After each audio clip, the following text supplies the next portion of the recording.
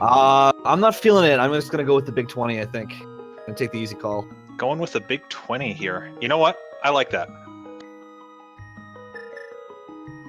Let's bank on the big 20, and it's something red. It's a lot of love. Another quick map check here. I saw Crystal 6 at Hera, and Crystal at Eastern. I didn't catch Desert. Looks like Desert was just another Crystal 7, so a regular Crystal.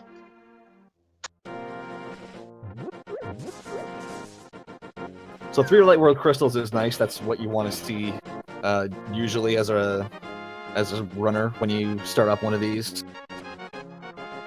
Yeah, it makes indicates that you're going to have a very easy and calm seed until something just says, no, you don't get that. Right. Like boots, for instance. You know, like happens. Oh yeah, with the Crystal in Desert Palace, that boots play is something you start worrying about very early. Both runners doing the same opening to start out with here, heading to Uncle first. Putting the red meringue there, which is not optimal, certainly, but that's a decent weapon to pick up early. Yeah, and who knows? They could be left without a sword for quite some time. We've seen stranger things in open mode, so Boomerang's not going to suck. No. It does give you an option for checking whatever the stun prize pack is as well, which could be useful depending on what it is. All right, so we are seeing a divergence right at the start, but of course it's not a major divergence, just south route versus north route. Yeah, the north route gives you statistically your best odds at finding bombs at one of the item locations. Going the south route will virtually guarantee you bombs going into Kakariko. And looks like Kyong is skipping that lumberjack check entirely. This is something we started seeing runners do as they realize, you know what, knowing what's there isn't great until you have boots. So, yeah, not a bad play. The information can sometimes have value without the boots, but it's definitely limited in when those situations arise. So that skipping the 30, 45 seconds or so it takes to check it totally makes sense. And I just want to point out, Kyong dropped down into the Thieves' Hideout in the forest. That is the third heart container we've seen picked up in 2 minutes in this race. Yeah, a really healthy seed to start out with. Interesting to see if we get to 20 hearts or if those 3 heart containers are all we see. We've seen a couple of those in this tournament as well. As we're fond of saying, this is Randomizer. It could go either way. That's right.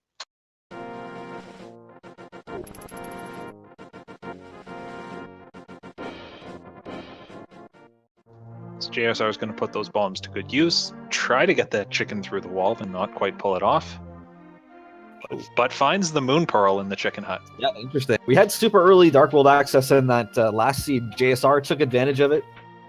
We'll see if that happens again. And we're just going to pause JSR for a minute here as we sync up the streams while Kyong finds a sword in the house.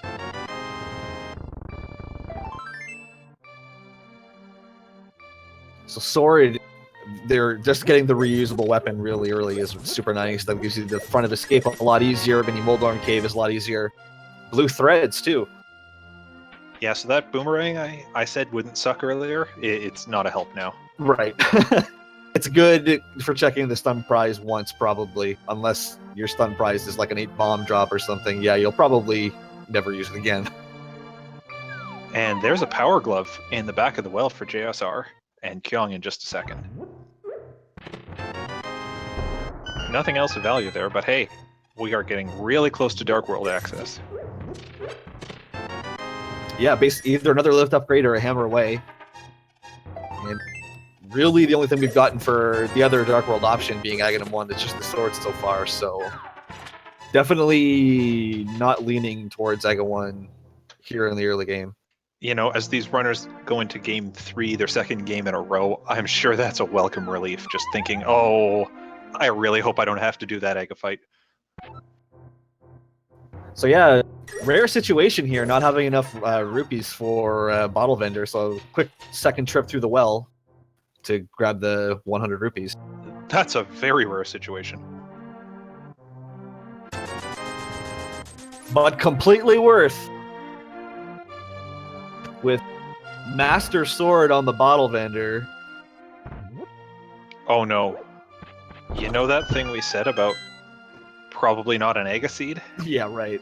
Well, it's looking slightly more likely now. Now you have to wonder, if you come across the lamp soon, do you want to do Aga early? I mean, I know a lot of runners.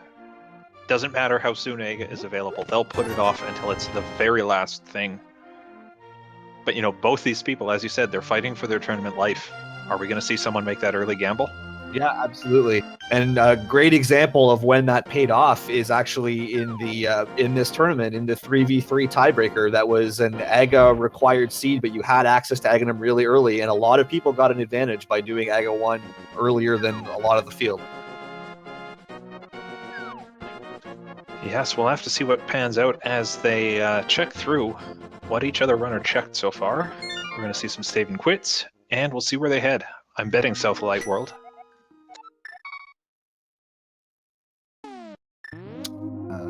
Power Glove. Absolutely. Go check out the Grave. 3 quick chests. 4 if you want to brave the dark, if there's a chance that's something good.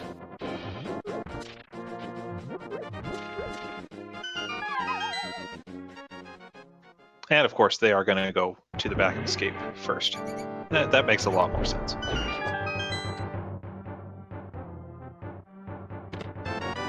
Oh! What are those? Well, you know, this is a speed run. To some extent, it's imperative that you go quickly. So really early boots, super nice. You're probably gonna knock the bonk rocks out, no pun intended. And then possibly choose to head up Death Mountain. There's only a little bit you can do, but you generally need to set the save and quit point anyway. Yeah, that'll looks like Kyong might be going for that. That's a bit of a gamble just because there's so little you can do up there. But hey, why not knock it out right now? Probably going to go check Anxiety Cave as well. Yeah, absolutely.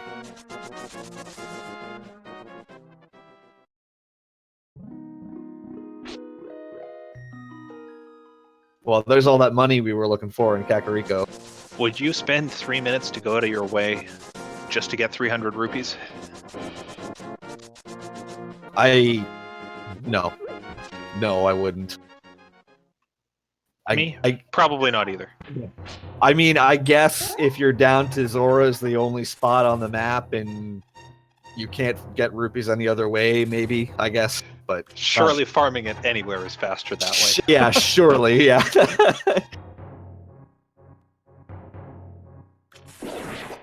Alright, so we do see them head through the dark rooms now, or rather, don't see them, as the case may be. You get to see their sparkle. The fantastic Sakura sparkle. Oh boy. Well, I would say that sequence break just paid off handsomely. That's a hammer. That is it, yeah. And so that's, I mean, technically, I guess you need the lamp for Aga anyway. So technically, you're not skipping Aga by doing this because you'd be able to get that hammer regardless. But that's Aga 1 off the table. Yeah, Kyong has a little bit of difficulty getting through that doorway, but hey, Dark World access is available for these guys.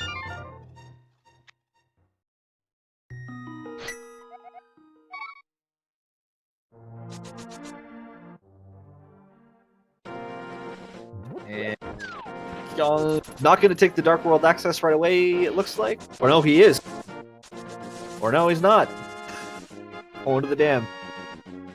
You know, this isn't a terrible play. I like the idea, even when you have that Dark World access, you just knock out the standard early routing, you make sure you don't miss anything that normally you'd pass by, and then you can worry about what am I going to go do. Because realistically, is there a seed where you don't do Mini Moldorm Cave? Not many. Yeah, absolutely. You never know, unless you check out the items that are available to you super early, you'll never know what the chain of breadcrumbs the seed wants you on is, and you could wind up doing things that, you know, if you'd done your quote-unquote Sphere Zero locations already, you wouldn't have had to worry about.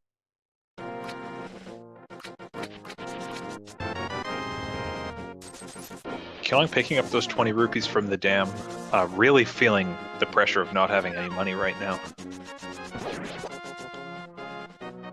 Yeah, you do have that Dark World access, so if for no other reason than the digging game and needing your 80 rupees for that I could see that. Oh, digging game, Palace of Darkness, and then, you know, Zora's available to these runners right now. So there's a few options that they're going to have to worry about. It's true. I think they just found their money, though. Yeah, that's a nice 300 right there from one of our generous NPCs.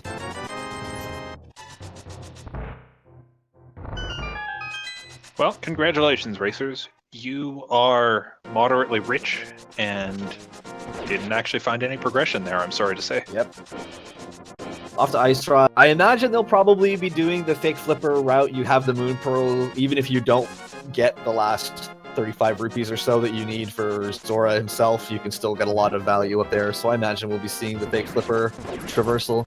It looks like JSR is skipping out on that, going back to his house and gonna head into the Dark World.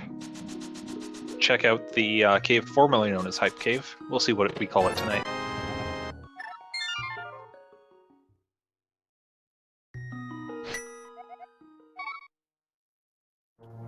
And then check here. So Swamp is our other 5-6, and we have pendants at Skullwoods, Turtle Rock, and Ice Palace. I look at that and I say, we're not going to see a fire rod potentially. Yeah, that really gets your senses up when those three are your pendants. That fire rod just happened to get placed in GT or something for sure. And certainly, if the big key is on the right side of GT, that could provide some anxiety for these runners. Yeah, we could see another fabled Amazing Ampharos bomb. Oh, and JSR has found the mitts in Hype Cave, as well as a heart container and a shovel. So, you know what? I'm going to call that reasonable. That is a legitimately Hype Cave. I agree.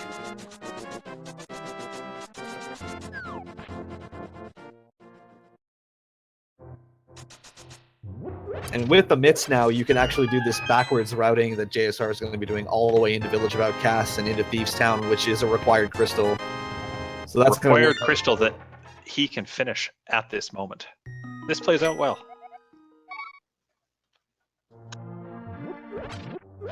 And we did see Kyong pick up the lamp in the back of Sahasrah's hut.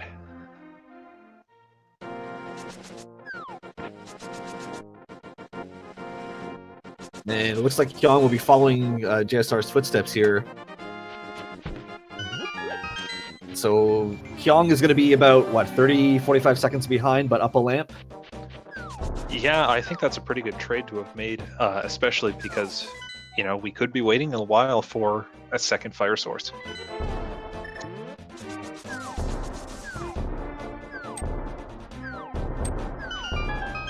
Yeah, interesting. JSR out of bombs yet again. There are a few 50-50 rocks and bushes in Village of Outcasts. Hopefully he knows about them. As we pick up the red mail at the digging game, so I'm seeing 8 hearts so far in red mail, 13 minutes into this seed with Master Sword already. I think these runners are getting a well-deserved, shall we say, easier on equipment seed. Yeah. Combat is definitely setting up to be very nice to this point for sure.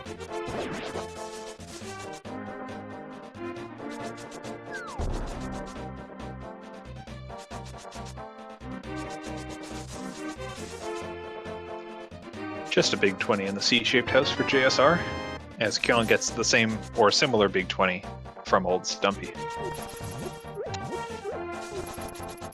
So it looks like JSR is going to knock the hammer pegs out before he heads into Thieves.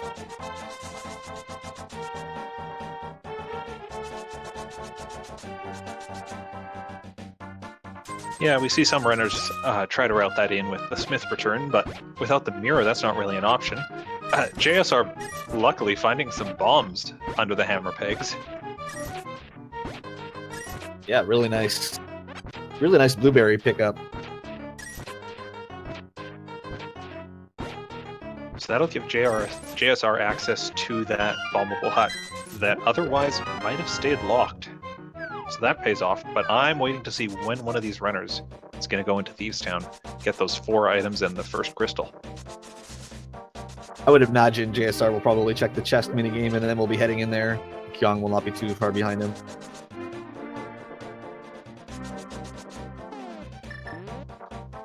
I was going to say even faster than that, but no, JSR is going to do the chess game first. As we see Kyong take on Hammer Pegs.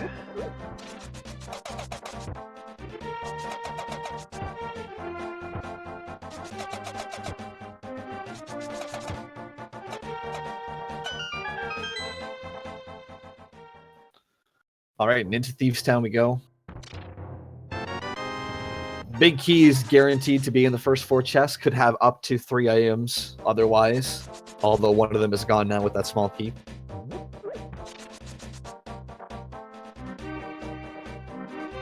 Well, the first one is a piece of heart.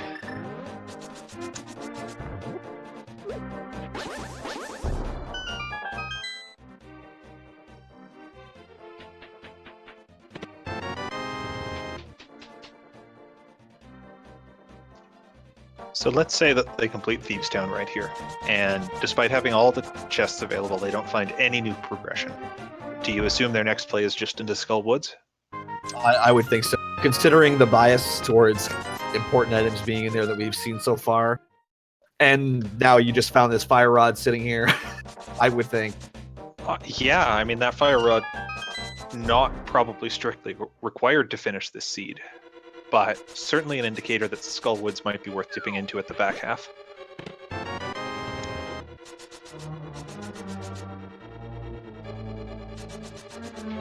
It's not very often this version, at least in my experience, it's not very often that this version of the logic will give you an item like the fire rod with no expectation of it doing anything important for you. I would be getting the fire rod, I would be heavily suspicious of those 3 pendant dungeons now that all either require the fire rod for parts of them or usually require it. Yeah, it certainly also is just a weird temptation to stick in front of the runners. You know, do they go try to use that fire rod somewhere, or do they go somewhere like Pod that is known for having value, but they can't complete just now? It definitely does give you gambling options, that's for sure. We could call them gambles. We could call them just tough decisions that, you know, coin flips that either runner could pay out from. And that is a good distinction to make, that when we talk about gambles like that, we're talking about, you know, you have decision A and decision B that are both feel relatively equal in your mind, or one may be slightly better, but which one do you do to try to get the biggest leg up on what you think your opponent is doing? Absolutely. And especially in this case when, you know, that wrong outcome of the coin flip knocks you out of the tournament, which is the case for both runners here. How does that play into their decision making? And can they stay cool under the pressure? The pressure is definitely something that you feel. I mean, I know I felt it when I was doing my races. It's you don't think it will, but it does when push comes to shove. Nerves are definitely something you have to take into account. Even worse, how do they stay cool when they're holding the fire rod and using it everywhere? Oh, it's true. I'm so sorry. Don't apologize for anything. Puns are fun. So while that was happening, JSR did find the cape from in the Maiden's Cell. Yeah, more incentive to head to the North Dark World from here for sure. You can check out Bumper Cave, which is the one location that the cape is a hard requirement for, and see if there's anything sitting there.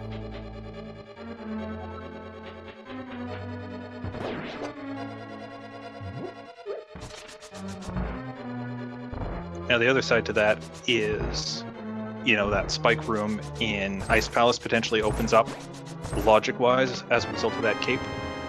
The spike room in Misery Mire might open up. Typically things we see runners breeze past, but it's always good to know that the logic has it available to you. Yeah, that's right. Ice Palace actually is a super interesting idea right now as well. It's possible, depending on the key placement, that you may need, logically, you may need the Canison Maria or the hookshot, but depending on where the keys are, there's a theoretical possibility you could completely clear it out right now. That's right. So JSR takes down Blind with fireballs flying everywhere, just running in, tanking those hits, and finishing it up. So that is one crystal 19.5 minutes into this seed. Yeah, this has been a pretty quick opening, not only with the first crystal, but in terms of the volume of locations that their items so far have allowed them to knock out to this point. And for those wondering, the big difference in items between these two runners is Kyong's lamp. That was found at the back of Sahasrahla.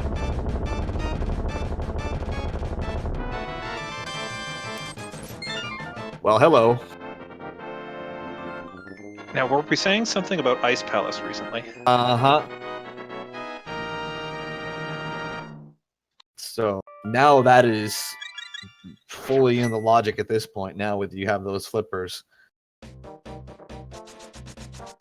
Flippers also being just a huge load off these runners' minds, as now they don't have to search for those flippers for access to Swamp Palace.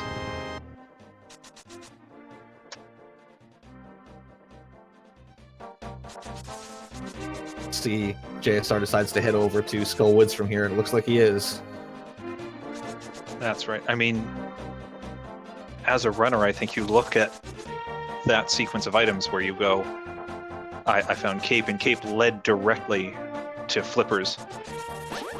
You start following those breadcrumbs at some point, or you start at least thinking, this has to be a breadcrumb trail worth following. Absolutely. Yeah, I would definitely be looking at the Flipper overworld locations and Ice Palace pretty hard. I mean, Ice Palace in particular, I mean, the seed has literally, essentially force-fed you the things required for it to this point. I mean, who knows? It might wind up being a complete blank, but would be awfully tempting. That's right. So JSR making his way through the first part of Skull Woods. So far just found an arrow upgrade and a small key. So that is one of the two items they're looking for. And a small key also residing here, so it's to the back half, I guess. Which would make sense considering that we have that fire rod already.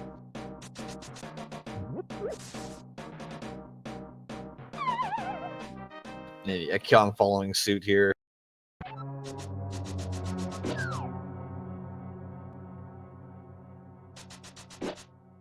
So I haven't been keeping exact time, but it does look like these runners are roughly keeping pace with each other at this point.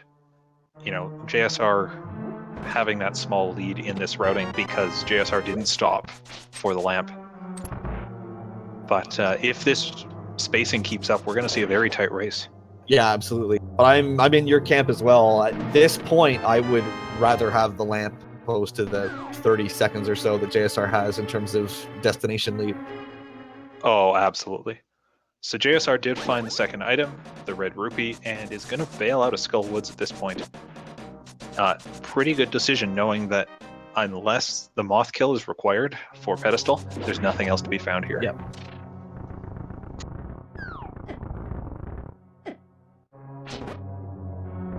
And still really too early to be making gambles on pedestal required at this point. You have so much available to you still.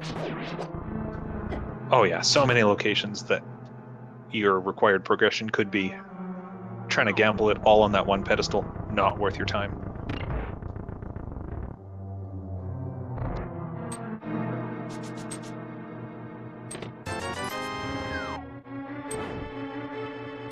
So JSR looks like he's going to check out his shovel while he brings the blacksmith back.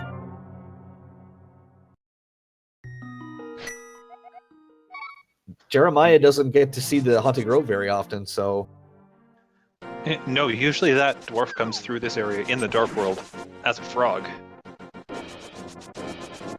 And that shovel digs up a little piece of lava, not much else.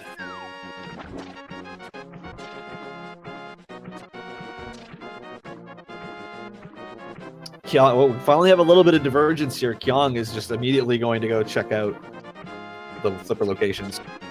You know, after that last race where Hobo was holding that required progression item, the Bombos, I'm not surprised to see Kyong going there, and JSR might end up there soon. I imagine he will after this check. I can't imagine where else he would be going. And there's still Medallion there today as Kyong gets the Quake.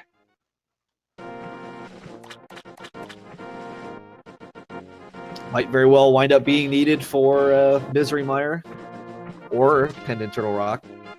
Because, you know, Turtle Rock has never had anything important in this tournament so far. Not once. Not once at all.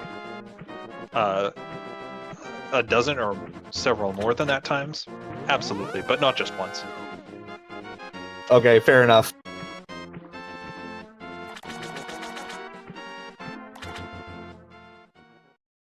And yes, JSR has learned, and he is going to Hobo, and will pick up his Quake Medallion.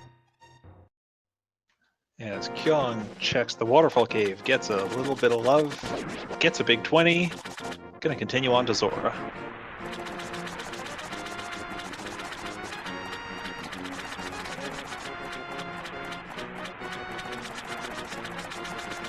I actually missed the Zora Ledge item. I didn't see what that was.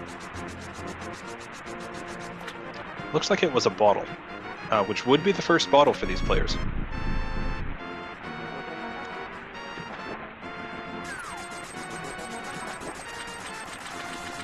So Kyung's going to turn down that bomb upgrade and instead just go pick up that blue goo and get one more fetch quest open.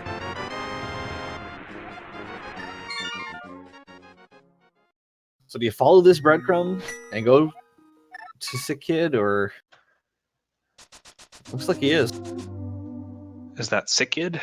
Is that King's Tomb? Oh, that's true. He still has to just knock out King's Tomb as well. That's a good point. I mean, as the Explorer says, why not both? Absolutely. Not the Explorer. I'm not up on my references, but... Just 50 rupees in the King's Tomb.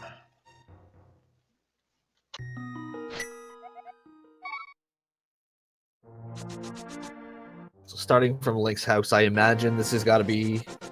Oh, the shovel. He hasn't done the shovel yet as well. Just knocking his fetch quests out all in one fair swoop. Yeah, it looks like these runners are trying to clear up their overworld locations as best as they can before they start dipping into more pendant dungeons. You know, not what we see as the major meta in these races, but still could work out. You definitely, you know, you are, as you said, you are racing for your life, and I mean, you're probably thinking, you know, I don't really want to go in and spend 3 or 4 minutes in Ice Palace to come up completely blank.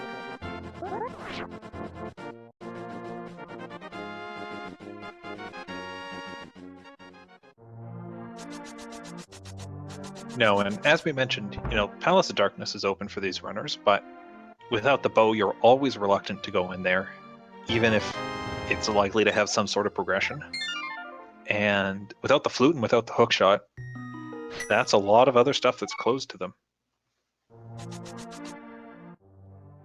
Plus, there's always the possibility that you're just bow locked immediately if it's not a small key in that first chest.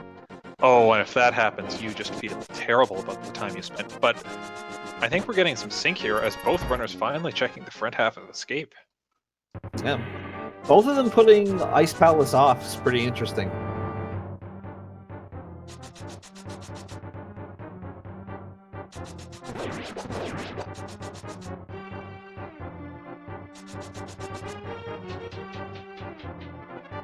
So if you're just joining us, if you missed the beginning of this race, JSR2Gamers and Kyong92 are racing against each other for their tournament lives. This series is at 1-1. Whoever wins will go on to face Ajneb in the semifinals. And whoever loses is out tonight.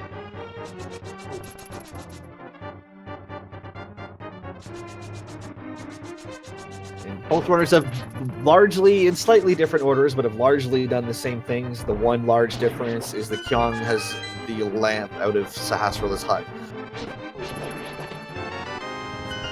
That's right. In exchange, because I do feel like it's a bit of a trade there, JSR2Gamers was able to return the dwarf, but didn't get anything from that. Which may still wind up being significant if Purple Chest is important before we come across the mirror. Oh, absolutely it could.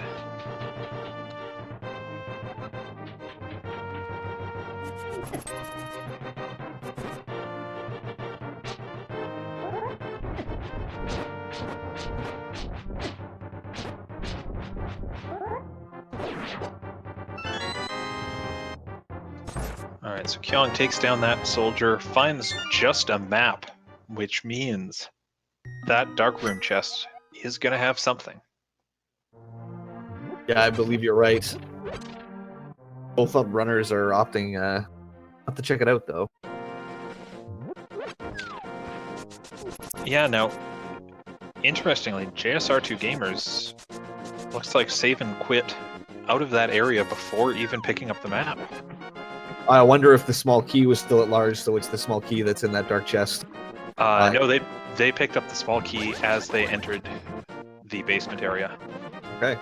I thought. JSR is going to pick up that lantern now as Kyong making that play we've wanted to see into Ice Palace.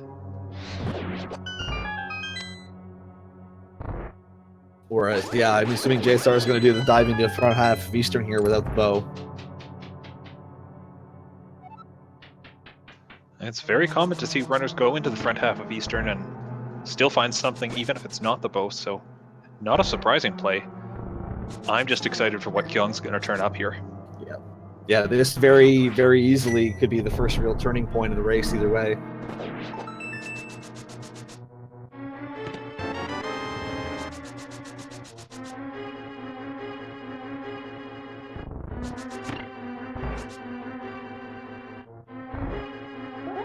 Kyong using some Quake strats to take out those penguins. That's certainly one way of clearing the room in a hurry, especially when you don't have the hook shot. Yeah, even Master Sword spins take 2 or 3 hits to take all those penguins down, so Quake does have the quickest animation of the 3 medallions, so it's a nice choice. And as chat's pointing out, I didn't know Quake did anything. You know, it's not something we commonly see, as JSR tries to take the quick route to that chest and then remembers the game didn't give me hookshot yet.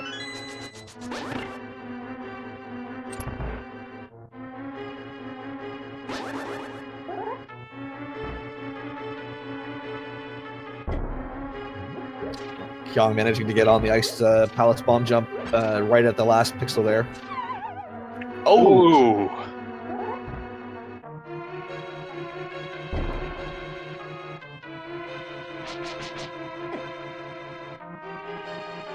Letting that firebar know what he felt about him there.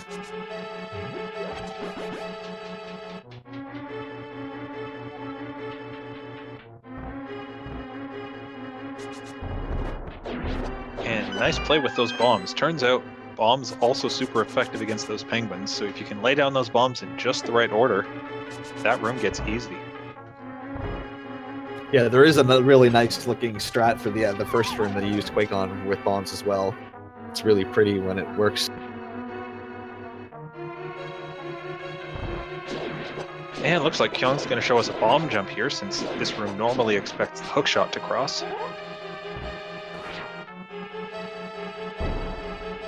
First try, nicely done. Yeah, very nice.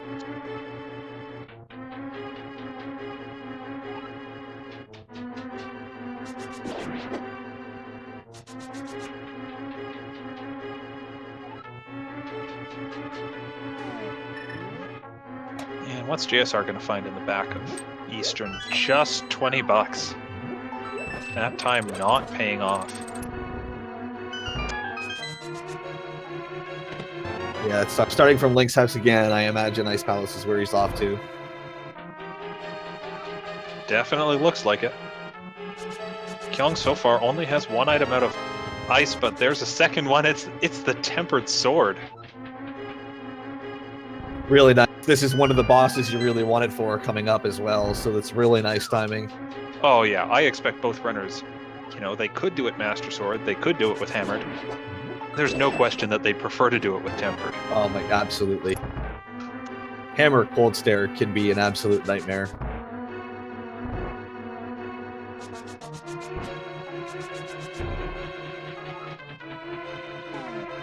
Now, JSR still hasn't found the big key from this dungeon. And it looks like that's going to be in the iced tea room, as we call it.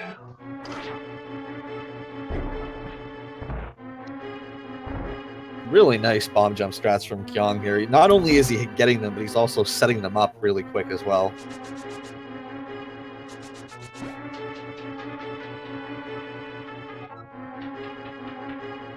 and chat pointing out that this is actually a sequence break that we're seeing now just because of where the small keys are in the dungeon. It was expected that Kyong and JSR would have the hookshot for that one room full of jellies. Yeah, that's right. Because you basically, to simplify it, you basically need access to a small key without going through that room to have the dungeon be logically doable without it.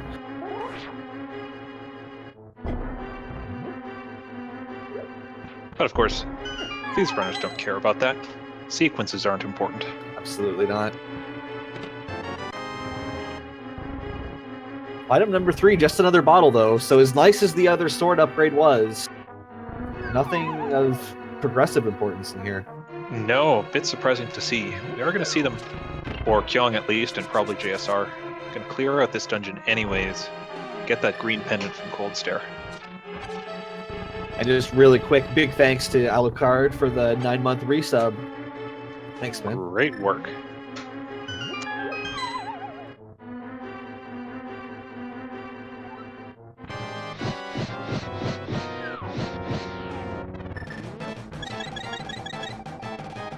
And fortunately, Kyong has a potion there, because Kyong did not have enough magic for 8 full fire rod shots.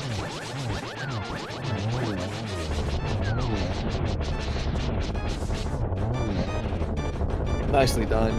Cleans it up really nicely.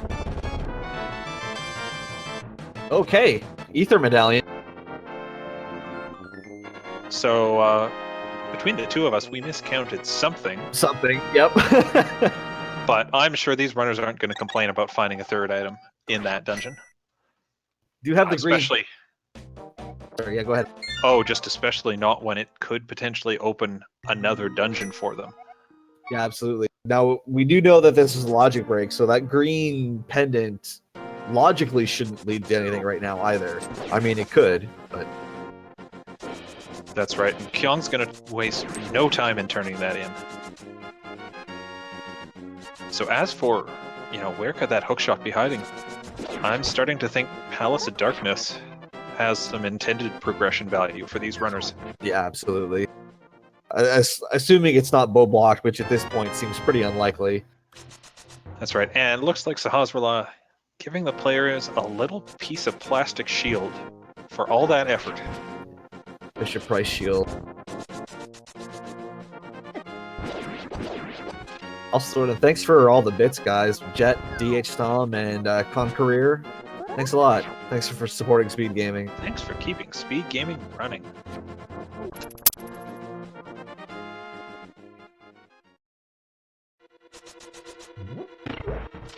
So JSR is going to pick up that Tempered Sword, keep going through Ice Palace. And Kyong now going to do that same Eastern Palace play that we saw JSR do. I didn't see anything come out of this, did you? No, there wasn't. So that's going to gain back the time that JSR invested in here. So while these runners are trading places, if you're impressed by what you're seeing from them, and I know I am, be sure to give them a follow, because they are practicing this game all the time, and that practice pays off. Kyong is easily one of the top, the past rando runners in the world, and should have been a favorite to come in here. And JSR is one of the best classic Zelda runners in the world when you include both the 16 and the 8-bit generation. So if you like Zelda, they're two fantastic streamers to watch. That's right. And while we still have a chance here, major shoutouts to Melee Wizard, who's been tracking this race and was tracking the race before this one. Just being completely solid and making sure that HUD at the bottom of the screen is updated. Thank you so much for your work. Absolutely. And as always, big shout outs to Fiesel and the group of restreamers at Speed Gaming here as well. Very unsung thing that's a lot of work.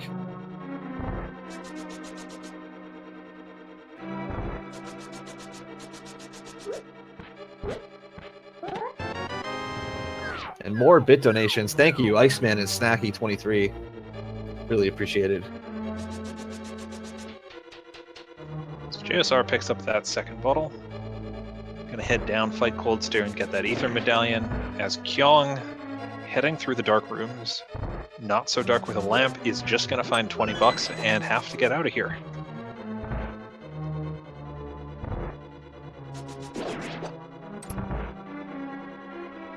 So JSR is going. He's probably gonna potion after he gets his 8 fire rod shots off, but JSR is going in here with 2 hearts.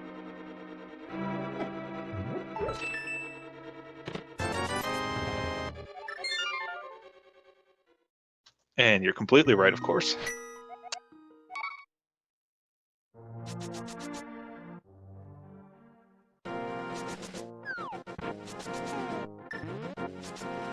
Nicely done.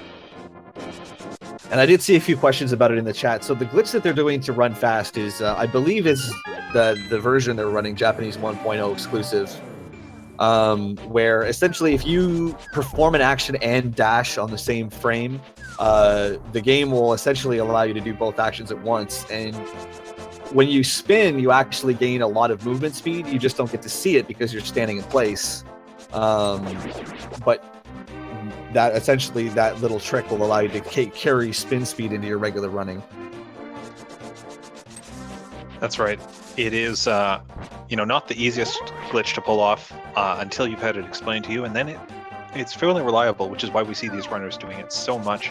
As Kyong picks up a 3rd bottle, this one full of blue goo from the pyramid.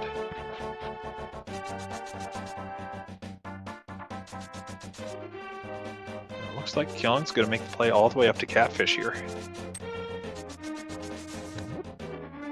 Really wanting to knock off the overall locations before committing to another dungeon. As we say, JSR trying to set up that spin speed, and there it is. Zooming over. Looks like JSR is headed to the Palace of Darkness. Indeed. I see a question in chat. Who's going to make the Swamp Palace call? Neither runner at this point. Without the mirror, it is completely closed to them. Yeah, it would be interesting to see if the mirror comes up, though, if someone decides to do it without the hook shot. That is something I would call a gamble, but we've seen crazier things pay off in this tournament. Yes, for sure. So yeah, Swamp Palace blocked without the mirror, Desert Palace blocked without the book, Turtle Rock blocked without the hookshot, Misery Mire blocked without the flute. These guys are running out of dungeons they can usefully go to. Yeah, we know there's no value in Skull Woods unless killing Mocula for the pedestal winds up being important. And other than Pod, I don't think we can even really access anything else.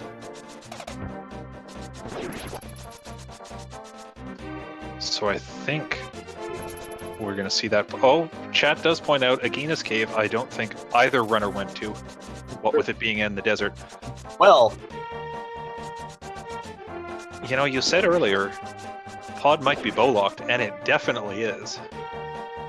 however, There's that flute. yeah.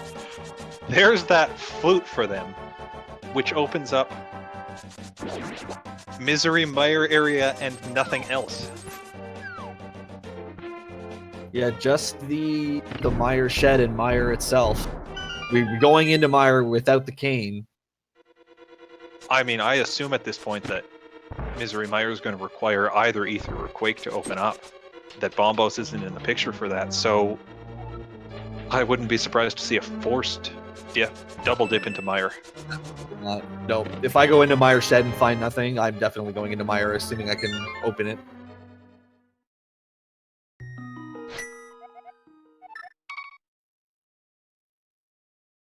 Although a good point there by AA, Ether was a sequence break.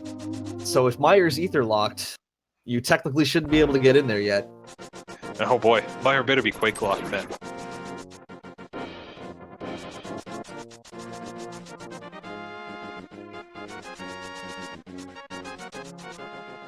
Alright, so Kyong is going to come into the village, activate that flute. If you have your own lyrics to the Swag Duck Anthem, do feel free to sing them along at home. Yeah, so unfortunately, it looks like JSR's stream has locked up a bit.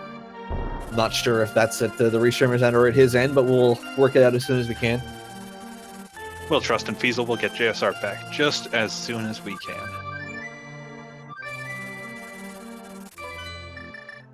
And Kyong is making that play down into the mire area. A little surprising he didn't opt to check Agina first, since they don't have the mirror. And it is Ether.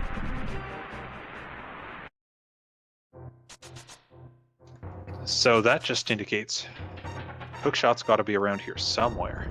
I mean, it could be right here. Let's see. 10 arrows, 10 arrows. GSR heading down there as well. Now, the one place we didn't see that we mentioned is Agina's cave. Are there any other overworld locations open that we've missed? Because if there aren't, then I think hookshot pretty much has to be there. Or something else that opens up a large amount of locations like the mirror.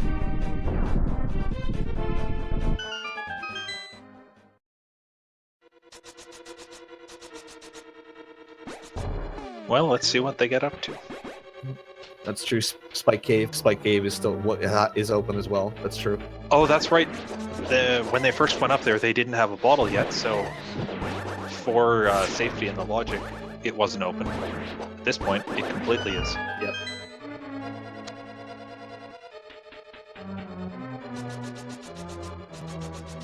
And yeah, for JSR to be behind Kyong going into here, I'm thinking JSR must have checked Agina's cave before he came in here, but we don't know what it was that he pulled out of there. Just as JSR's stream came back up, I believe I saw him fluting out of Death Mountain. So perhaps we saw something there. Or he found something there that we missed.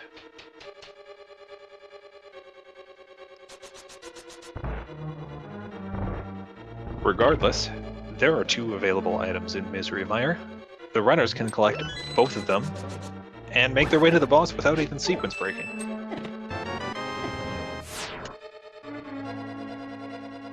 I think Jake Hopper's got it. I think it's likely that he would have fluted, checked Agina, saved and quit out of Agina's cave, and then fluted back down to the warp tile.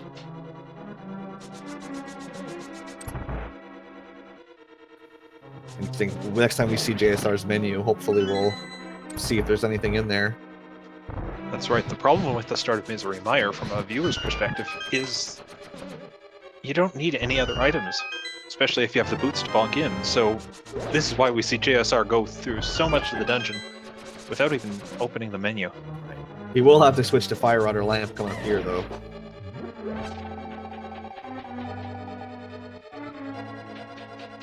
Oh, I don't think I saw anything amiss.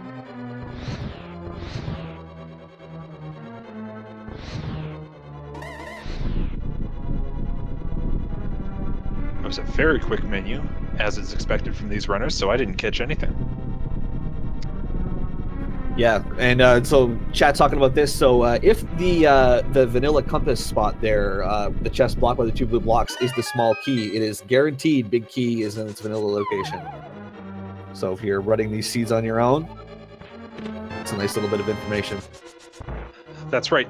Useful little thing to cut you some corners in Misery Mire if you need to, based on the idea that if you don't put both those items in the same area, then it's possible you could lock yourself out and prevent yourself from finishing the dungeon. So the devs are on your side.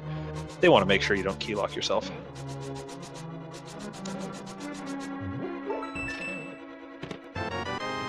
The cane is in Misery Mire. Now that I did not expect to see. I was counting on there being a forced double dip here. Turns out it's not required.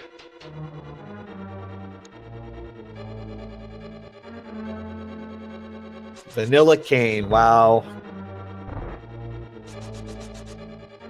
As well as being delicious in your ice cream. Stopping the double dip here. And the second item in Misery Mire is the half magic upgrade. So going in here, paying off really well for these runners. Not that they had any other choice really, but you know, add that half magic to the red mail. They are in Safety City.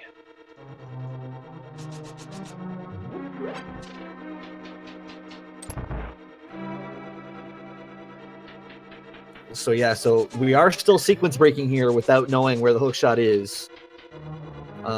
we're on very few locations where that progression ability. I mean, I would think a spike cave check would be extremely pertinent at this point, unless there's another overworld location that we're not thinking of.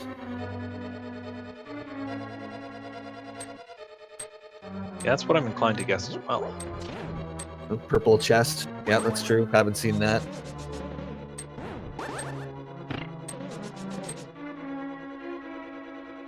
And if it does turn out to be the purple chest, that is a boost for JSR. That's right. JSR has returned the blacksmith and Kyong hasn't, and we don't have a mirror. So for those who missed it earlier or didn't quite catch it the first time around, because it's a bit obscure, Hookshot was required to get into Misery Mire today because Ether Medallion was at the bottom of Ice Palace, and based on the initial keys in Ice Palace, you were supposed to have the hookshot. These runners just bomb jumped through it.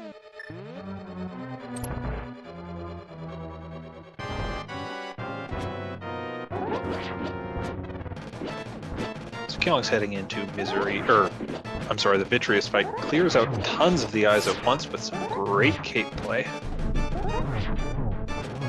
That's one of those strats that I had no idea about until Randomizer, and now I love it. It's really fun. That's right. Even in the normal speed run of the game, you don't see those strategies happen because cape isn't something that most players pick up.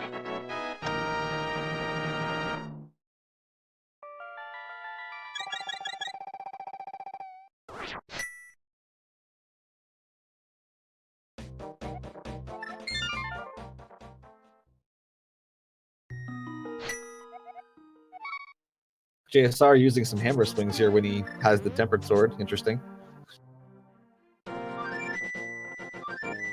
Well, it's certainly an unorthodox way of hitting that eye, but it'll get the job done. And if we're thinking of other overworld locations, I'm remembering now I don't think either runner did that dark chest in the sewers of Hyrule Castle. Yeah, that's true. That's true. JSR even, we're pretty sure, saved and quit out without even going all the way down to Zelda's chest for some reason. Yeah, I'm inclined to think that that might have been a miscount on JSR's part, which could prove fatal if that sewers chest is left alone. Yeah, I mean, the only reason I can think why you would do that is because you think the last two chests are small key map, and we know that's not the case. So JSR's heading back into the Dark World, and Kyong is going to fluke to somewhere. Looks like Kyong might be doing the smithy quest here. Yeah. I can't imagine any other reason he would be out this way. So I think earlier we saw JSR skip out on doing the catfish check, as well as pyramid. So JSR is going to clean that up now.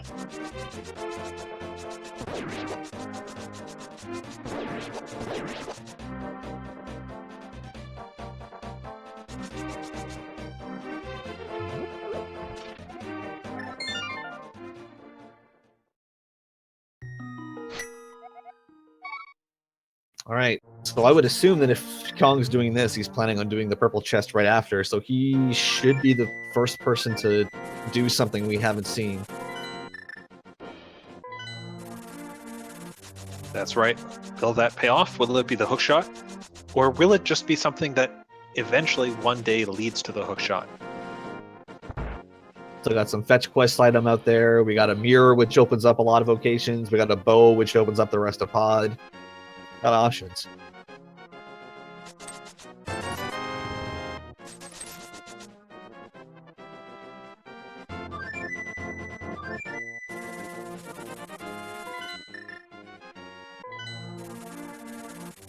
And it does look like Kyong is going to go for that purple chest as JSR gets the 100 rupees from Catfish and gets out of there.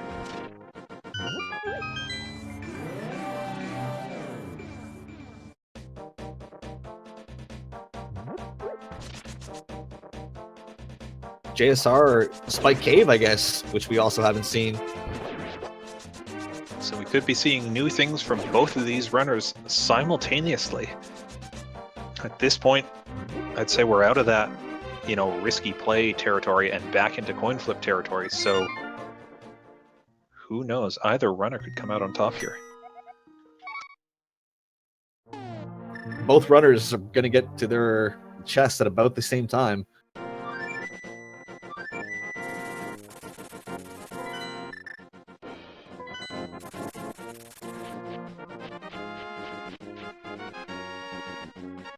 All right, here we go. This could be the moment. We'll see. Hook shot JSR spike. wins. I shouldn't say JSR wins. JSR comes out ahead on that coin flip with the hook shot. Right. Vanilla bottle for Kyong. So Kyong looks like going to head to that sewers chest as JSR has that hook shot. Now is unsequence broken. Going to be able to head to East Death Mountain, clear out Tower of Hera if he wants, and even potentially dip into Turtle Rock. This is huge for JSR. Unless Kyong finds some required progression in here like the bow, we're going to see JSR up by a couple minutes.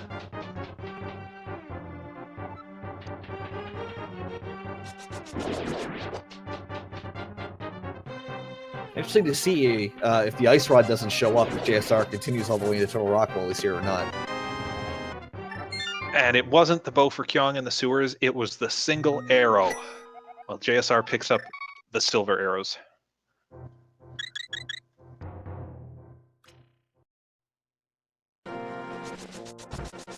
Yeah, so I'm pretty sure Spike Cave is the last location left on the map for Kyong.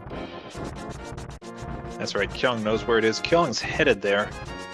Kyong's going to get it in just about a minute, but JSR does have the lead at this point. It's not a huge lead though. I mean, if you always feel a little sick to your stomach when you're down to your last item location to get something important. Absolutely. But I mean, Kyong doesn't know it. But this is, if there was a time in the race so far for this to happen, this is it. This is probably the point that's costing him potentially the least amount of time. That's right. I mean, JSR checked it first. JSR left one other location unchecked first. So we can see these runners really are neck and neck if they were that close when they hit the bottleneck.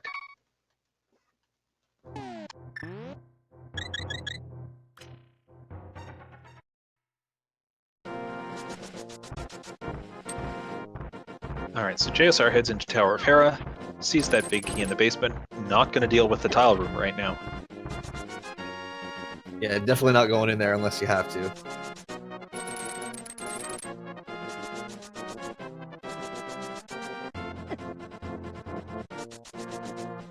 Do you think JSR got a little bit lucky? I can't see that save and quit he did earlier unless he thought there was nothing left there.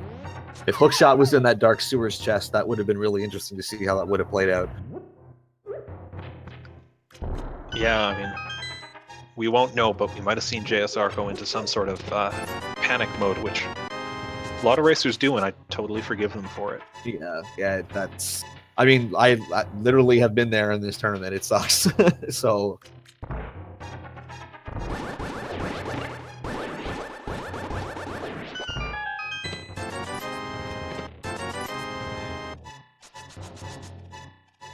And JSR has the hookshot, has the boots, isn't going to need to mess around with bomb jumps in Tower of Hera. Just going to hook across, bounce back, but still no second item. Yeah, 50-50 whether it's Moldorm or the basement.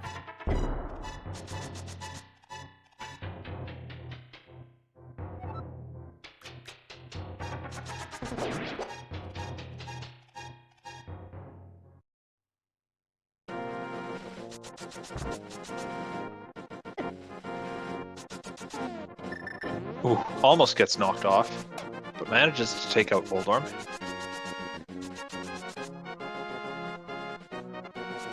There's that second item, just a red rupee.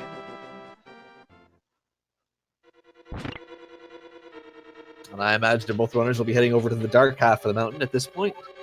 That's right, and from where I'm sitting, I don't care that these runners don't have Ice Rod. I don't care that it's a pendant dungeon.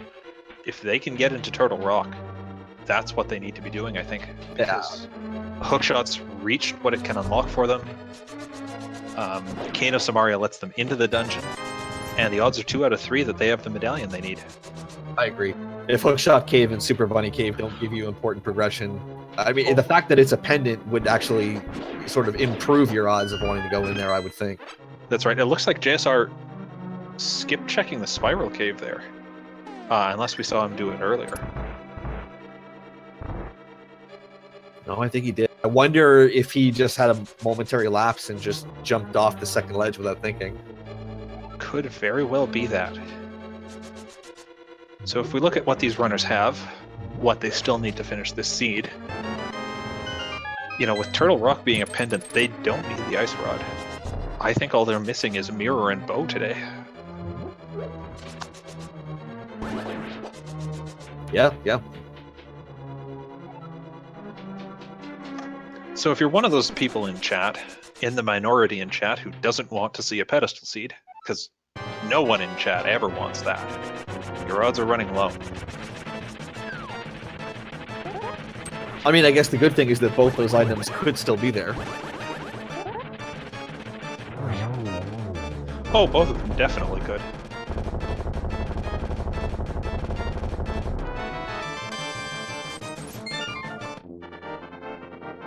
JSR hitting through Hookshot Cave, finding bombs, hearts, bombs, and rupees. Yeah. For JSR's sake, I'm starting to hope Hookshot Cave had nothing, and that their next progression is in Turtle Rock, which is locked by Quake. Yep. Can't Now, mirror to get in there, so they're gonna have to come back up. But yes. Oh, that hurts JSR. That's got to sting a little bit. We'll see if Kyong... Looks like Kyong's headed straight over there, but also skipping Spiral Cave. He may just be opening this up. Oh no, that doesn't really help if you don't actually go through and actually... Yeah. But this, assuming Kyong actually goes into Turtle Rock after he checks Super Bunny and Hookshot Cave, this will save him this extra trip up Death Mountain that JSR is doing. Unless... okay. So chat has Eagle Eyes, and they picked up on something you and I missed as we were watching for Medallion. The bow is sitting up on the top of the mountain there. Oh boy, sure is. So bow is going to be their go mode, or the last item they pick up before go mode. But what really is going to put them in final propulsion is finding the mirror now. Yep. Mirror is bow mode, as it were. I guess depends on you personally if you call it go mode when they pick up the mirror or when they finally get that bow. Either way, mirror is the item to find.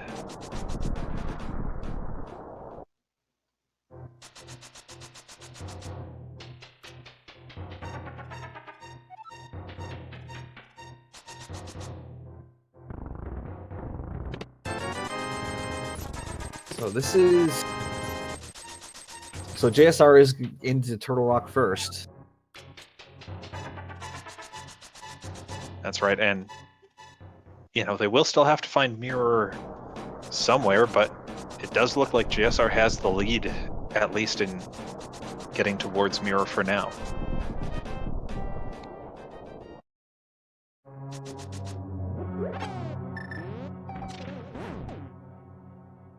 Is still the possibility that mirror is also supposed to come out of a fetch quest in here, or the book.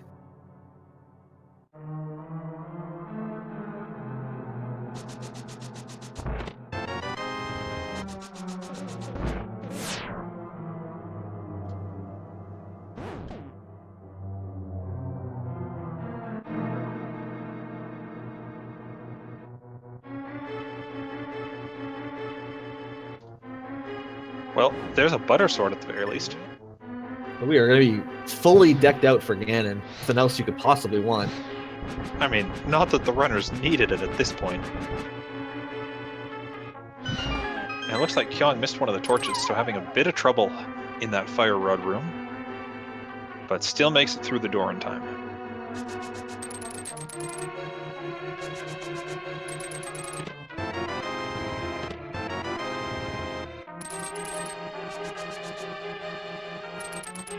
this is looking like it's going to come down to the wire with the runners 2 rooms apart. The interesting thing would be if you pull the book before, or a fetch quest item before you get to the laser bridge. Do you keep going, or do you gamble and leave? Oh, surely you keep going just because you can make it through the entire laser bridge all the way up to before Trinex. But, you know, if you think you're behind and you think you need to make the big play, leaving early with the book would be a big play if it paid off. Absolutely. I guess it comes down to where do these runners think they are in the race, because they both found hookshot almost as late as they could. Do they feel like they're behind? And do they want to try to fix that? Well, doesn't matter. I love that when we get to do all that prognostication and then it all just immediately gets to go right out the window, because there's the mirror. JSR, I have to commend you. Wonderful timing on that mirror find, as these runners are entering effectively go mode at this point. Just barely an hour into this seed. Kyong turns into a mushroom, but that's not going to stop Kyong from getting to that center chest, picking up the mirror. So this is what, less than 30 seconds? This is just pure execution and which route you choose to take in GT. That's right, I'm looking at the dungeons that are left for them.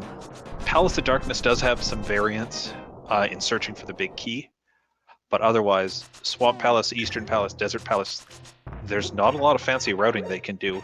That's just straight running. Yep. Yeah, that's a good point. Where you decide to go in pod for the big key could be a determining factor as well. That's a good point you just made.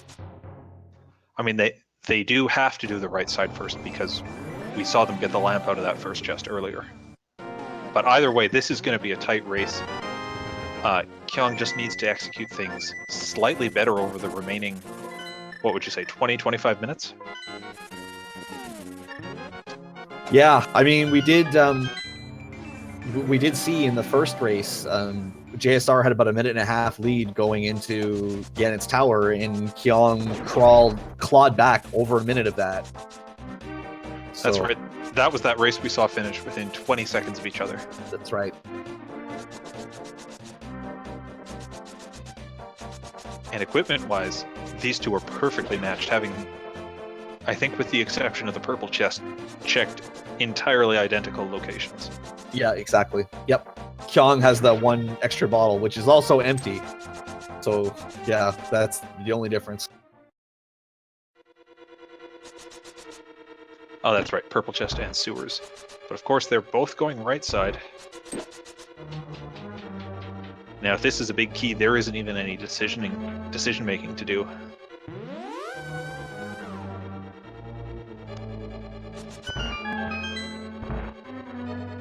It is 2 small keys. It usually is when it's bow locked right at the beginning. So here's your choice. Do you go into the dark maze right away, or do you go right?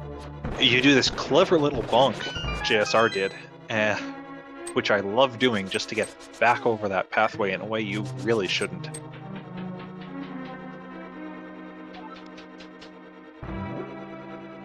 It looks like JSR is going to check the vanilla location first. Right.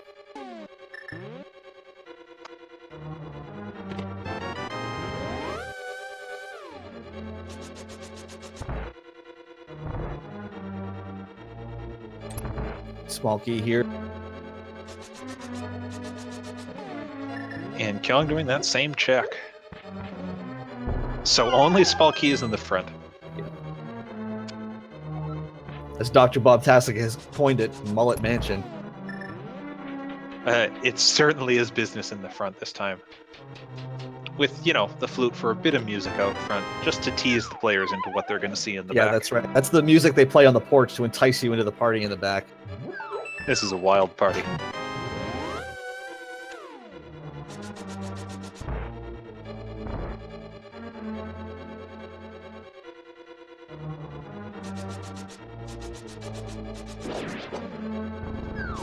Well, there's a mushroom, a fetch quest item that will forever be unknown for these racers. Until the credits, at least. That's right. We will get a final reveal there. JSR opted to go right. Kyong not. I was wondering if either of them would choose to hammer Yump. But there it is. Oh, Kyong doing that first, saving a bit of time by skipping that hallway room. Harmless hellway, I think the spoiler logs refer to it as.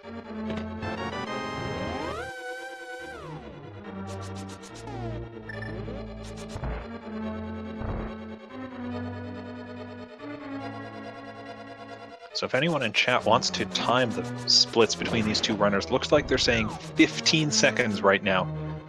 That is nothing. That's given how much nothing. of this is left. Literally nothing. I mean, that's like what, maybe two below average rooms. Somebody can make that up.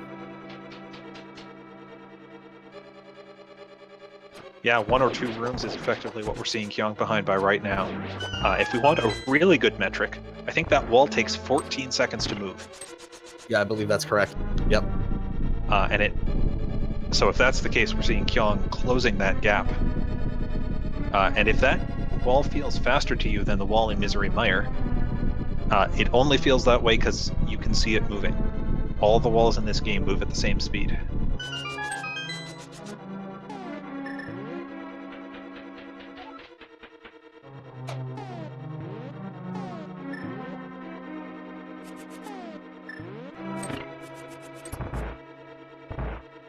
So a little longer in the turtle room than JSR would like, I'm sure. See how Kyong handles that. Oh, that's right. And, just a reminder, if you haven't seen one of these races before, these runners aren't watching each other. They don't know where the other racer is. In fact, because they were bottlenecked for so long by hookshot, each of them might think they're behind right now. Yeah, absolutely. I mean, as far as we've been able to tell, hookshot was in the last spot on the map for Kyong and the second last for JSR.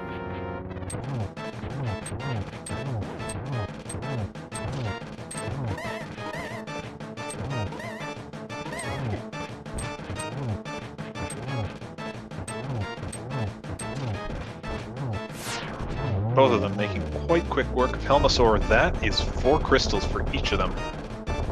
3 more to go, as we're going to see them run through Eastern Desert and Swamp, all in go mode. So 1:12:05 on the fade out for JSR.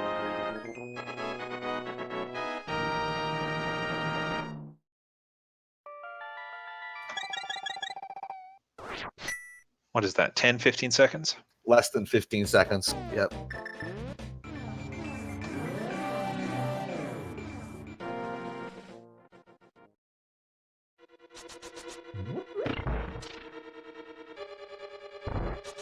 Yeah, so seeing a lot of 13s in the chat, which is about what I saw too. Yeah.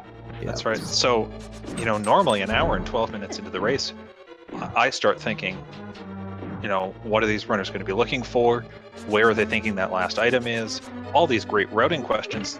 They don't have to think about any of that today. It wasn't a super early go mode, but relative to dungeons left to do, they've still got a lot to go doing rote execution. Yeah, it's not very often you run a race for an hour and 12 minutes or so, only to essentially wind up right back where you started, dead even on the home stretch.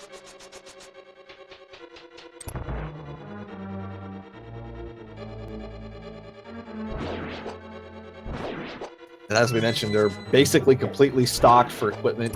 I mean, the only thing you could even remotely want is the mirror shield, I guess, but even then, doesn't really have a ton of use. No, the mirror shield will, block the projectiles from some of the red mimics? Basically, yeah. We'll let you do the mimic rooms like, a second or two quicker, maybe. But really. Butter sword, silver arrows, red mail, 3 or 4 bottles, silvers. Oh, yeah. So, we see JSR clean out those armos, and was that the ice rod that he picked up there? Yeah. Well, let's go kill Trinex before we head over to Ganon. I mean, so that does mean Turtle Rock was a forced double dip if the game wanted them to complete Turtle Rock. Yeah, we're doing all dungeons. Yeah, for sure.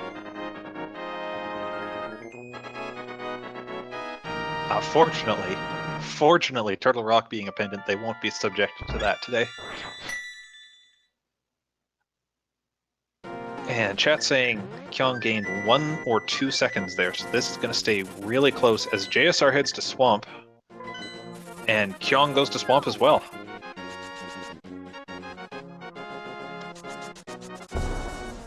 So this will also just be full go mode. The only item they will be getting is the key in the very first chest and whatever Argus happens to give you. So, you know, a couple minutes ago I was saying routing doesn't matter here, it's all down to execution. Amazing Emperor was pointing out a very interesting thing in chat. Saves a couple seconds where if you do Swamp Palace second, you can save and quit out of it after finishing it. And you'll go straight up to Death Mountain. Whereas here you're going to have to mirror out of Swamp Palace, fly yourself over to Desert, and it's a very minor difference, but you know there are still a couple things they could be doing to optimize here. Yeah, that's true. And boss kills are going to matter. I mean, Argus especially is one where Butter Sword, I mean, even if you don't know the quick kill strat, you should be able to one cycle both forms here. And if either runner misses that, that's time they're giving back. That's completely right. Argus could throw them for a loop. Missing a Silver Arrow shot on either of the 2 Landmo's fights they still have to do. That could either close up the gap for for Kyong or set JSR further ahead.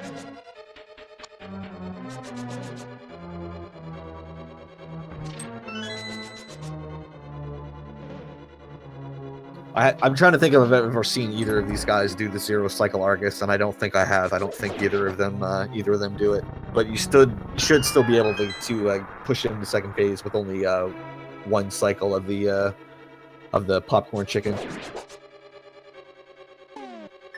Well, now I'm hungry. Everything in this game is either food or eyes, so Why not both? Or both. In this case, it is both.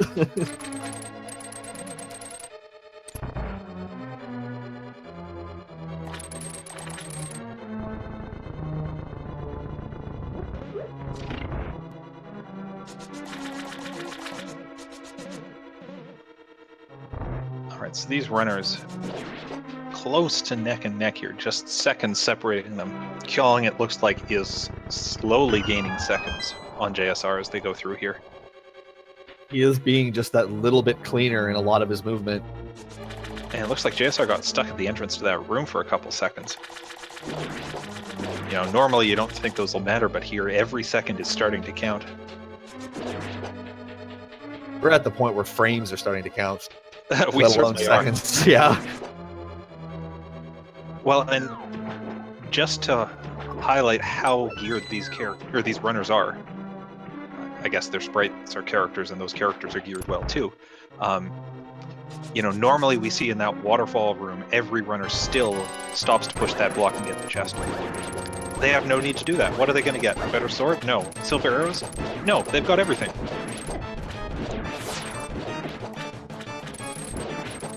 So JSR doing 2 spins here, so Kyong can pick up time if he nails the silver.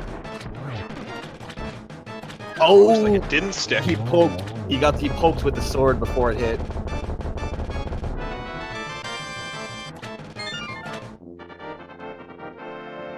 So no 1 cycle on the second phase, but these runners getting closer and closer as we can see them sink now in crystal animations.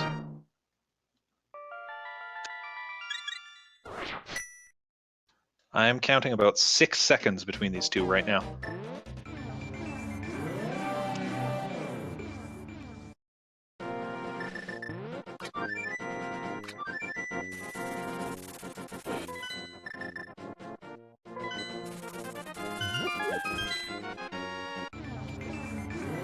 Six seconds is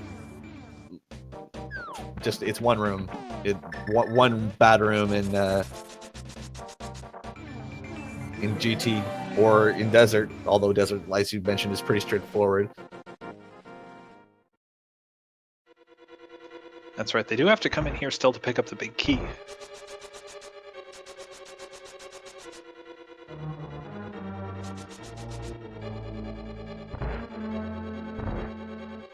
There it is, sitting on the torch.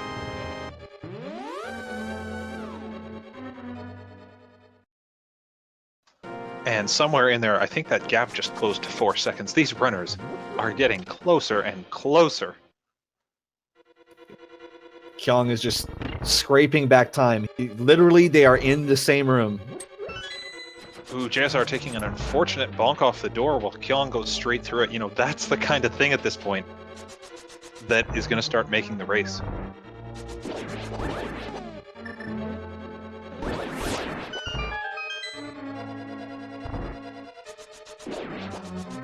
Every little key dash like that counts.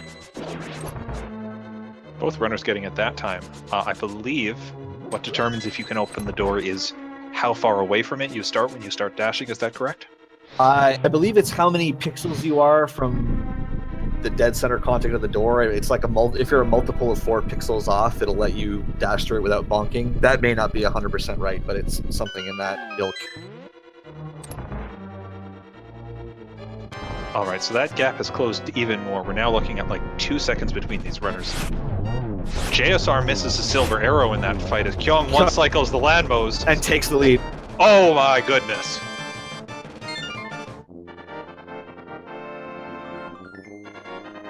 Oh my goodness. As JSR misses that second cycle, Kyong has taken the lead in this race. JSR now saying, I'm not messing around with silvers. I need to take care of these guys. And you know what, Zyrak? Kyong has 7 crystals. He sure does. JSR, you know what time that is? I do. We are on our way to Ganon's Tower. And in Ganon's Tower, there are 22 locations, 21 chests and a torch that can hold the big key. Get your guesses in about where Kyong will find the big key. We go by the first player to enter GT in the order they check the chests in. If you are a Speed Gaming subscriber or have donated 250 bits, following in, what happens then? Then, if you are the first one to guess correctly, you get your name on the leaderboard. That has the great prize of being on the leaderboard. Are we still giving away Herfy Durfy's love and affection? Or is that... You know what? He's asleep right now. I don't want to wake him up just for that. That's fair. We'll send him a note. Should point out at this point that since these runners are going to enter Ganon's Tower so close to each other, if they go a different route, it doesn't matter when JSR finds the big key. We're going to count whatever Kyong finds as the official number for this race, because Kyong got there first.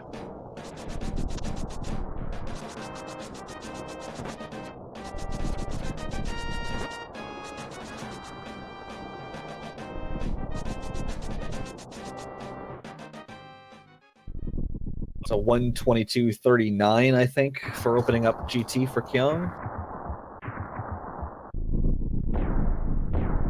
And we're just going to go ahead and stop that block. You know, we said get your guesses in the chat, but even before we said that, there was just a stream of numbers flying. I'm glad to see everyone so invested in picking a number from 1 to 22.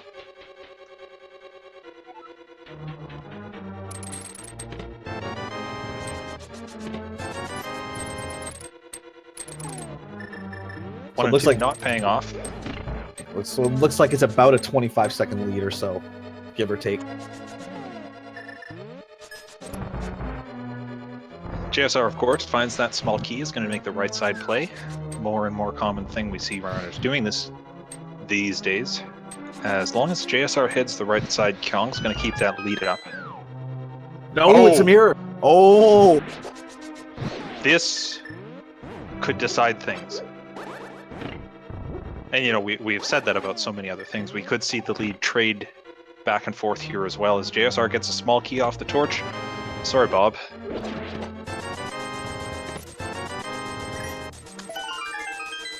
It's not right side. So JSR takes the lead back as long as it's not Tyler and Big Key. Oh my goodness.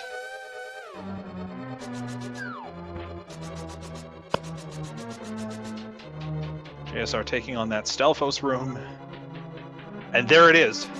So we're going to see just what number it is for Kyong when Kyong gets to that room and what order he opens the chest in. But JSR2Gamers has taken the lead again. This is still more than close enough for execution to be the difference. Oh, absolutely it is. We've got Moldorm 2. We've got Landmos.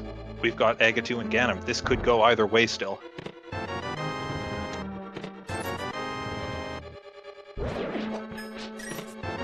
And looks like chest number 10 for Kyong.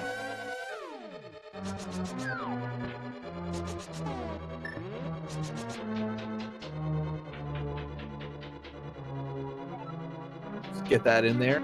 Let's see who our winner is.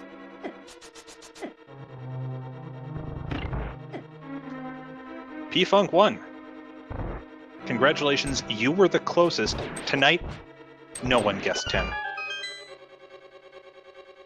Or at least, no subscriber or bid donator did.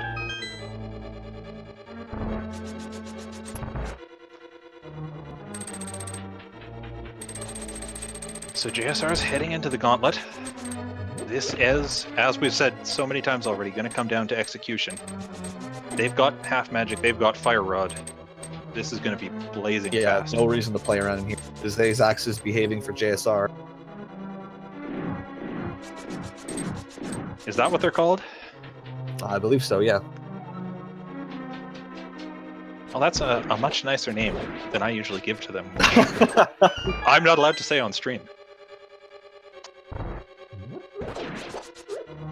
Alright, JSR2 gonna take on Landmo 2 fight here. Gets the 1 silver, gets the second, gets the third.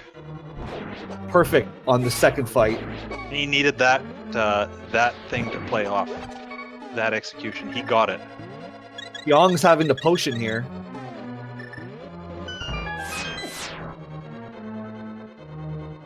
So of all the talk that we've talked about Kyong having the better execution, which he did throughout the dungeons, JSR has had a better Ganon's Tower to this point. Of course, I say that, and commentators curse immediately. Immediately, those Wizrobes on the moving floor giving some issues. Let's see how Kyong does on this Landmo 2 fight. This could keep Kyong in the race or take him out of it. That's 1, that's 2, that's 3. Great work from both runners. Yep. Kyong's technically a little bit better because I think he got them down lower into the ground, saved a second or so. Hey, every second counts at this point. It sure does.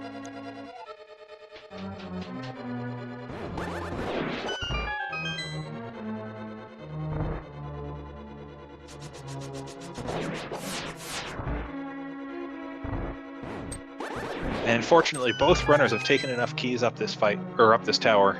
Not gonna have to worry about running out here.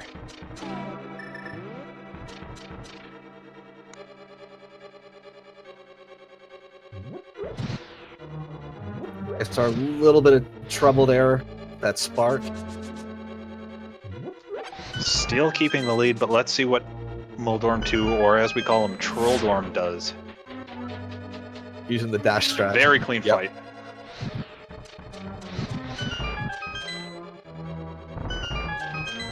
Really surprised. Yeah, I'm really surprised. You know, if I was in JSR's spot at this point, I'd think I was behind, just as we said, based on those bottlenecks, and surprised he took the time, but hey, never know when you'll need a compass to find the boss. Right.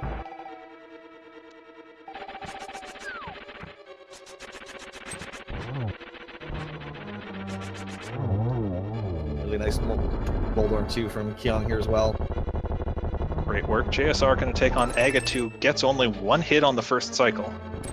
Kyong says, I don't want a compass. Compasses don't help now. Only another 1.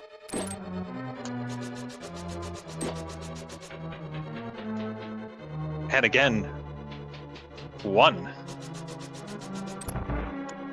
I think that was 2. I think that was a 2. I think JSR just needs 1 hit left as Kyong enters the fight. Kyong gets the double on the first cycle, but JSR is going to be headed to Ganon. Kyong could pick up at least in a 1 Agatu cycle here. Oh, just misses it. He is going to pick up 1 cycle though. That's right. Will it be enough though? I mean, as we've said so many times, these runners are both so well geared. They should be able to clean this fight out without any problems. But, you know, one slight misstep from JSR, and this could still go to Kyong. All it takes is one fire bat. Every once in a while, you just get so much momentum off getting clipped by one that you just fly a mile. It happens.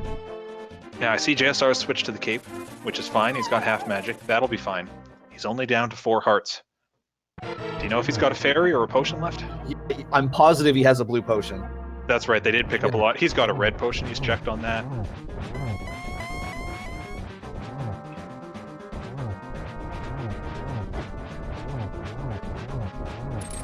As Kyong rips through phase 2 of Ganon, JSR is going to make his way through phase 3. Fortunately, of course, the RNG on these Ganon warps is standardized between the 2 runners, so it's not like one of them's going to get an edge there. Yeah. Arrows on Death Mountain? Why, yes, we did. Oh, this could be a double.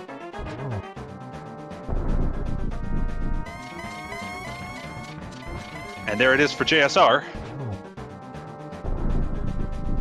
There it is. Cleans it up.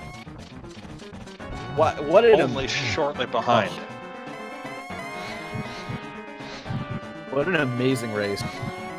That's right. I mean, it came down to so many things on both sides, but that Ganon's tower split, I think, made the difference for JSR at the end as he finishes with an official time of 1 hour, 30 minutes, 45 seconds. Congratulations and GG to JSR2Gamers, who will move on to the final 4 against Ajneb, or as we like to call him, Ben. Kyong92 right behind him at 131.08. This was closer than the first race.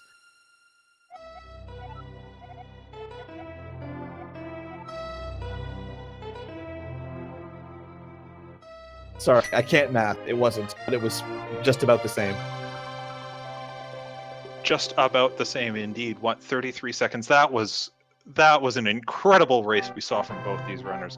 If you haven't done so already, be sure to give them a follow because they are going to keep showing you this kind of play.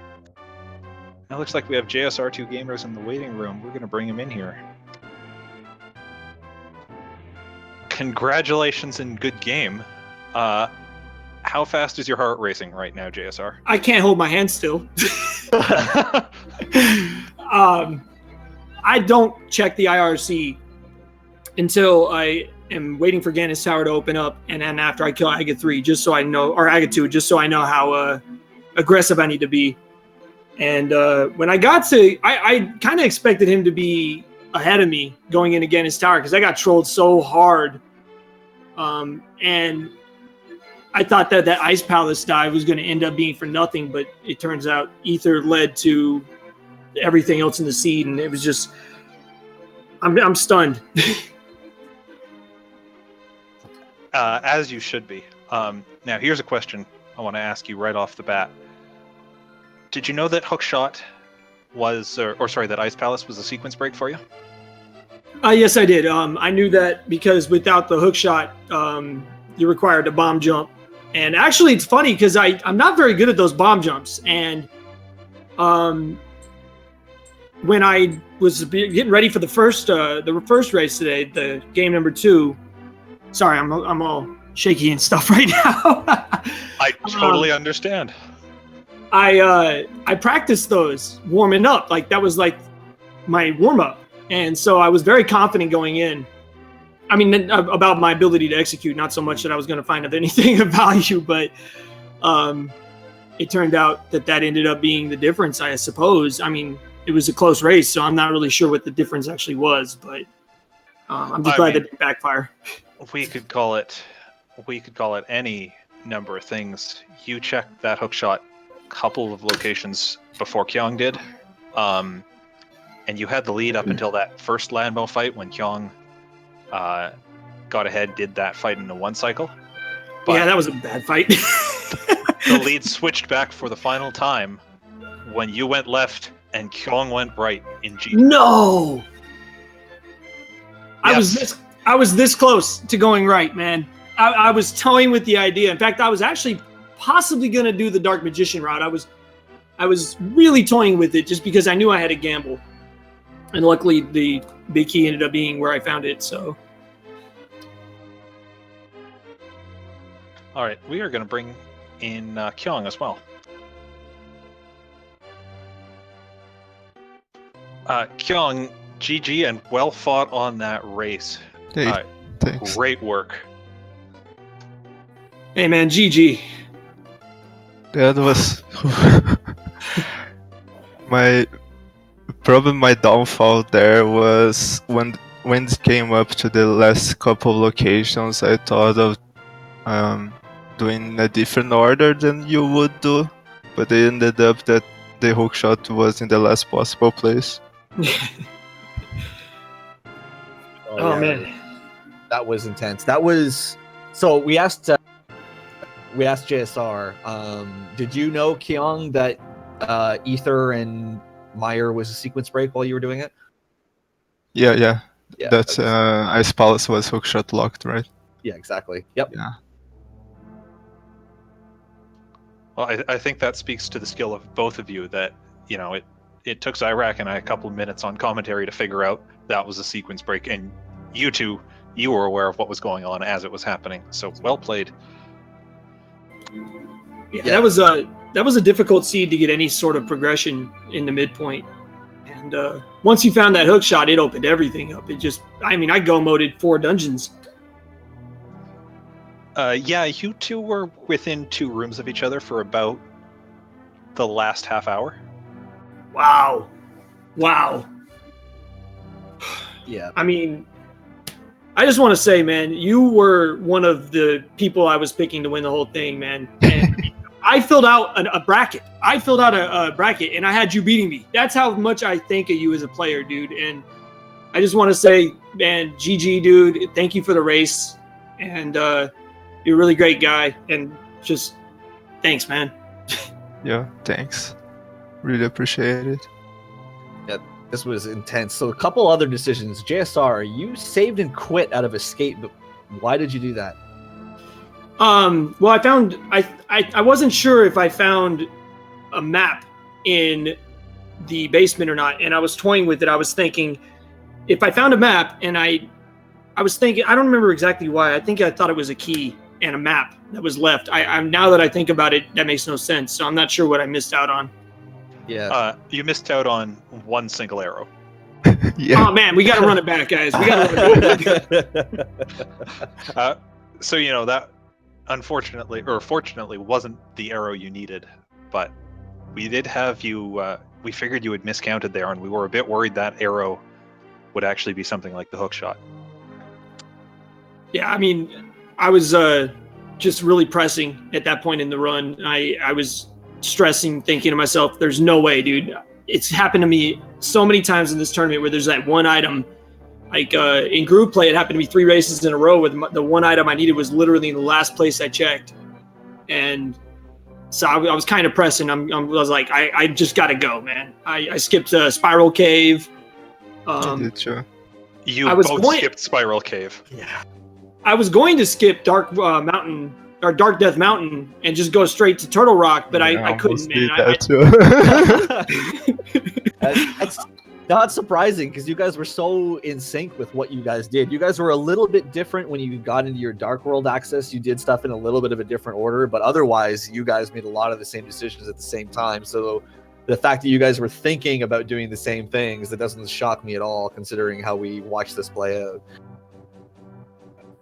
Yeah, I mean, I've learned a lot from watching guys like Kyong. When I was learning the randomizer, right around the same time that the last tournament ended is when I picked it up, and just watching him get better and watching guys like TGH get better, and just using their strategies to kind of put into my own, and it's paid off. I worked really hard, but at the same time, I just feel so fortunate to be here. I mean, to be against guys like Kyong and everybody in this tournament is just a real privilege. Yeah, I mean, we've said this before. I'm going to say it again. You two, both incredible runners, fantastic results we saw from you. Thank you so much. So JSR, of course, advances now. You're going to be taking on Ben in the Final Four. How are you feeling about that? Well, it is a Group D rematch. In my race against Ben in group play, that was one of the ones where the last location was the cape, which led to the mirror in Bumper Cave. And by the time I picked up the mirror, he had already done. So, Oh, so I gotta admit, I'm not terribly excited with facing the defending champion and all that, but it should be fun, and I'm gonna do my best. I mean, if nothing else, I just want to put on a good show and do the best I can, and just hope for the good results.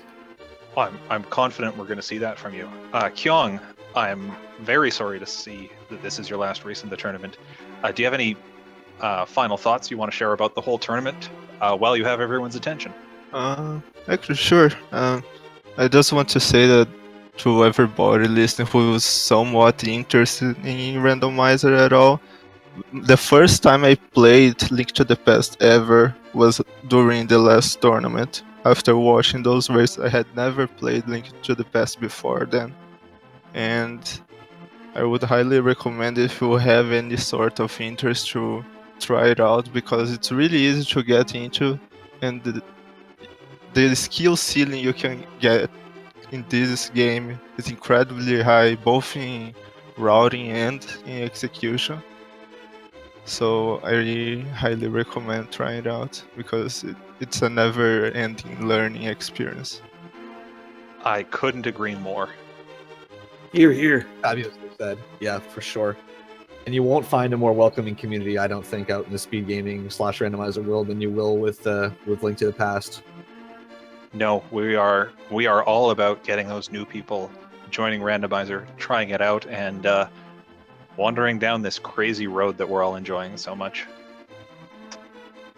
Well, I want to say once again, man, GG, Kyong, thank you for the race. You guys for the commentary, everyone behind the scenes, the speed gaming, everything. Melee, you were tracking, I believe. Is that correct? Melee Wizard? That's the one. Okay. I just want to say thank you to everybody. And Team Lil Z, we ride on. Let's do it. So, thank you very much, both runners, for both your comments. And again, that incredible 31-second difference race. That was a true joy to watch. I think that's going to wrap it up on this channel for tonight. So again, just a reminder, JSR is going to advance to take on Ben in the Final Four. And the winner of that will play the winner of Amazing Ampharos versus Grand Soon in the big finals. That is all happening this month. If you want some more Randomizer right now on Speed Gaming 2, the daily race is still going on, so you can head over there and check that out if you're so inclined. Other than that, we don't have any other future Randomizer matches scheduled, so I'm going to sign off at this point and give the last word to my co-commentator Zyrak. Thank you so much for watching, everyone. Absolutely. Thanks a lot, filing in, and Fiesel for the restream, and once again, Melee for the tracking. I hope everybody had a great time. And be sure to hang in. We'll check out the semifinals that are going to be coming up here for the next couple of weeks. And thanks again for watching, and see you all at the next race.